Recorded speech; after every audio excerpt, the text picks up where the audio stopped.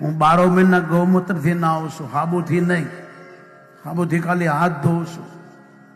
હું 12 મહિના ગૌમૂત્રથી નાહું છું, 12 મહિના ગૌમૂત્ર પીવું છું. ગમે એવું કેન્સર હોય કોઈ પણ ને, દેશી ગાય વિયાણેલી હોય અથવા વાસળી હોય, એ ગૌમૂત્ર રોજ સાસમાં નાખીને પીવો, તમારું કેન્સર મટી જશે. આ ગૌમૂત્રમાં 148 દવા છે, પણ કોઈ જાણનારા હોય તો પંચગવ્યનું પાન કરે, ગમે એવી બીમારી દૂર થઈ જાય. પણ આજકાલ લોકોને વિશ્વાસ નથી. ભણેલા ગળેલા કહે છે ગૌમૂત્રથી સારું થતું હશે, લોકો નિંદા કરે છે. પણ જો આ જગતનો બાપ નારાયણ છે ને ગૌમૂત્રથી નવડાવ્યો, ગાયના સાણથી નવડાવ્યા.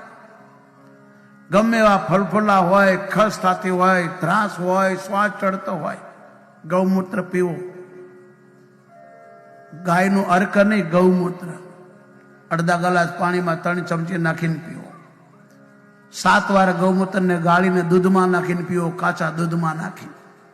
કોઈને સંતાન ન હોય કરી જુઓ. ગાયનું દૂધ, ગાયનું દહીં, ગાયનું ઘી, ગાયનું ગોબર ને ગાયનું મૂત્ર, આ પંચગવ્ય જે પીવે એના ઘરે સંતાન થાય, એને બીમારી નથી જાય.